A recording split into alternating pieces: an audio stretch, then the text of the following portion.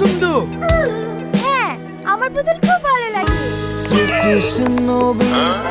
তুই শ্বশুর বাড়ি থেকে এত দূর হেঁটে এসেছিস? হ্যাঁ সত্যি পাগল বটে। দাঁড়া তোর চাবটা নিয়ে আসি।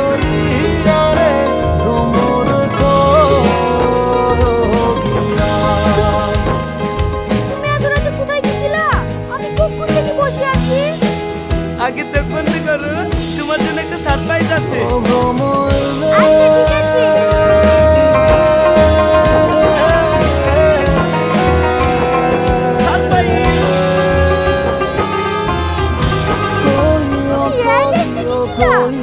হ্যাঁ তোমার পছন্দ হয়েছে?